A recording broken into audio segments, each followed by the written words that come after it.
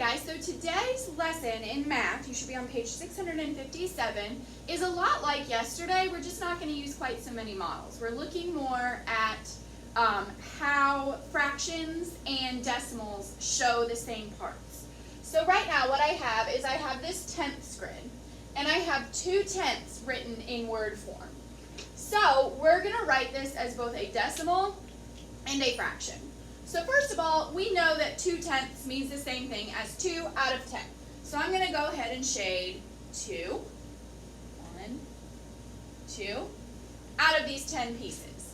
Now I know that 2/10 as a decimal is written as a 0, decimal point 2, and as a fraction, it's written as a numerator of 2 and a denominator of 10. All of these ways, this word form, this model, this decimal, and this fraction show 2 out of 10. So let's go to the book and go ahead and read the sentences under the title of the chapter, of the lesson with me. Decimals and fractions can show equivalent amounts. You can write equivalent fractions, and you can also write fractions as decimals. Now what they mean by equivalent fractions is again what we talked about yesterday. We know that 2/10 is the same thing as saying 20 hundredths. Because if we multiply the numerator and the denominator both by 10, we get 20 hundredths. So if I were to take this grid, this tenths grid, and turn it into a hundredths grid, let's see, 1, 2, 3, 4, 5, 6, 7, 8, 9, 10. 1, 2, 3, 4, 5, 6, 7, 8, 9, 10. I still have 20 out of 100 pieces shaded. So that's what they mean by that. Now, let's go ahead and look at example 1. Okay, finger pencil on example 1, which you can't see on my screen, but you can see on your book. And read in your head while I read out loud. Kara travels 7/10 of a mile from her bus stop to the next stop. Write 7/10 as a fraction with a denominator of 100, then write the fraction as a decimal. So first, step 1 is we're going to use a model to write 7/10 as a fraction. So first we're going to use a tenths grid. And I'm going to shade 7 pieces of it because we know 7/10, no matter how we see it, whether we see it in words, as a fraction, or as a decimal, it means 7 out of 10. So I'm going to shade 7 out of 10 of these pieces. 1, 2, 3, 4, 5, 6, and 7.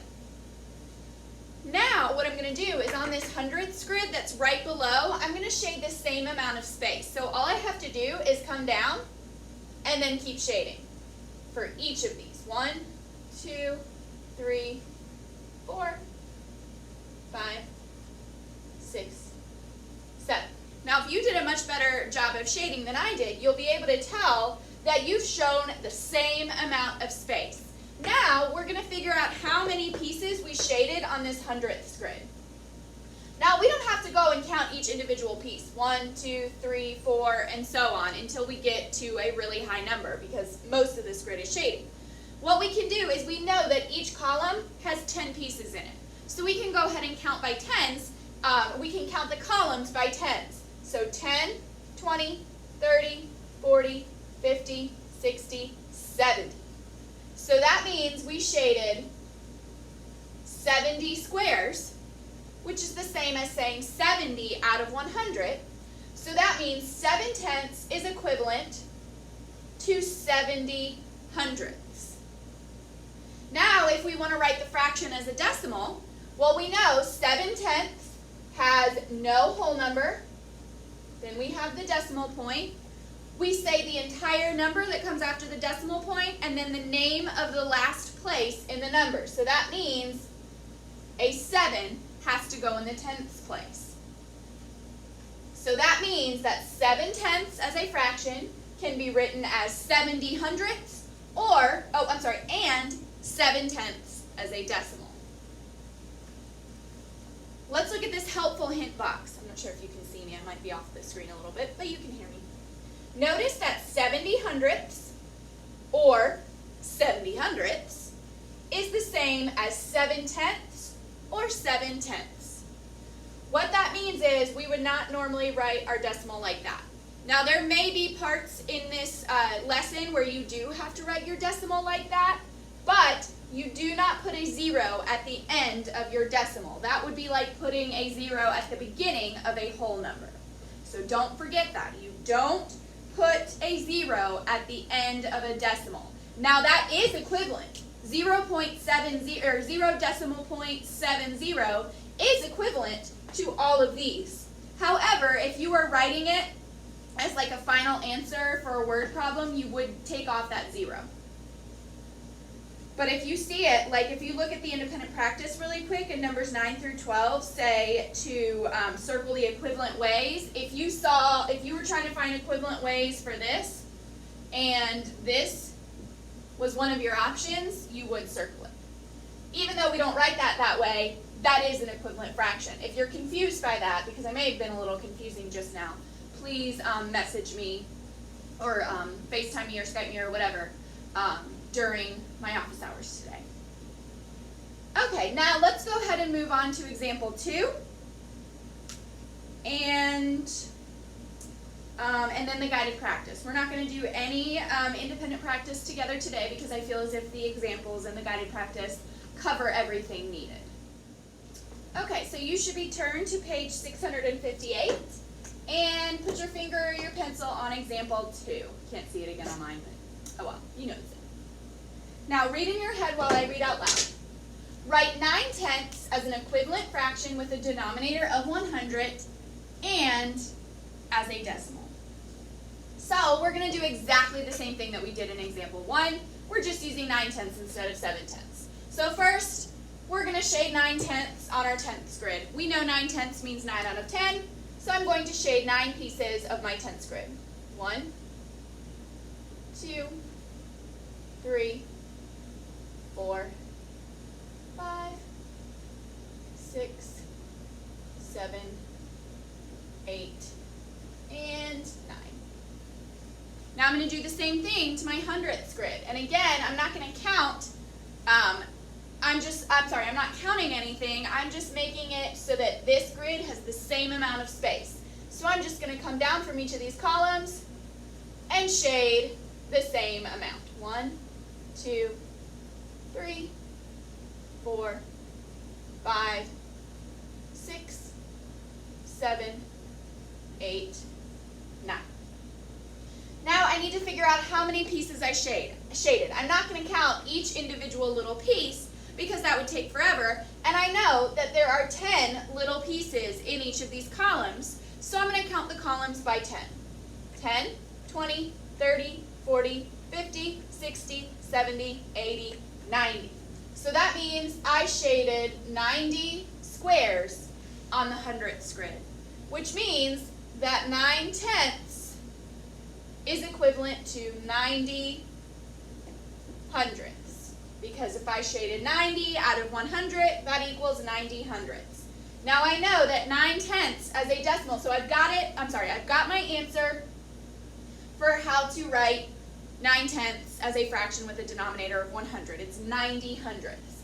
Now I know I have to write it as a decimal. Well, I know 9/10 has 0 holes and then a 9 in the 10ths place. So that means 9/10 can be written as 90 hundredths in fraction form and 9/10 in decimal form.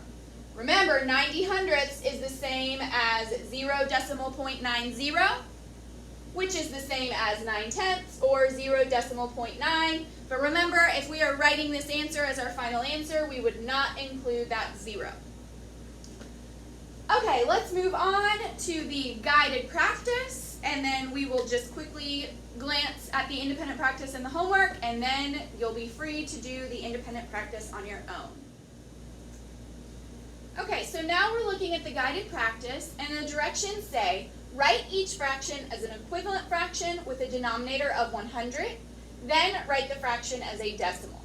So for number 1, we have a fraction with a numerator of 1 and a denominator of 10, which is 1/10. Well, we know that to figure out without having to use a model, we can still figure out what this fraction is equivalent to with the denominator of 100 by multiplying the numerator and the denominator each by 10. Because 10 times 10 equals 100, and 1 times 10 equals 10. So that means 100 is equal to 10 hundredths. And as a decimal, we know there are no whole numbers. Then we have our decimal point, and we know we have a 1 in the 10th place. Number 2, we're going to do it the exact same way. We have 5/10. Well, in order to figure out what the fraction is as a fraction with a denominator of 100, we're going to multiply the numerator and the denominator each by 10. 10 times 10 equals 100. 5 times 10 equals 5. 50. 5 times 10 equals 50.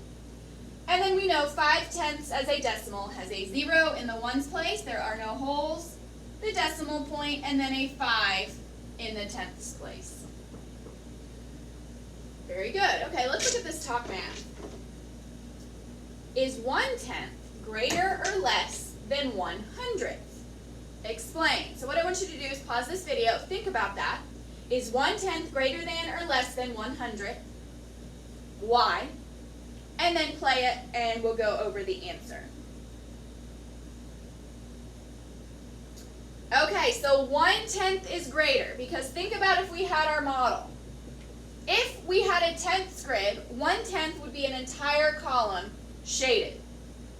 Now, if we had a 100th grid and we were showing 100, only one of these little pieces would be shaded. So 1/10 is much greater than 100th, because 1 part of 10 is 10 times as great as 1 part of 100. You can draw a picture and you can see that easily.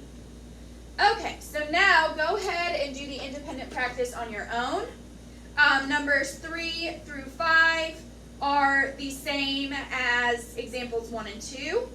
Numbers 6 through 8, all you're doing is you're basically doing the second part of examples 1 and 2.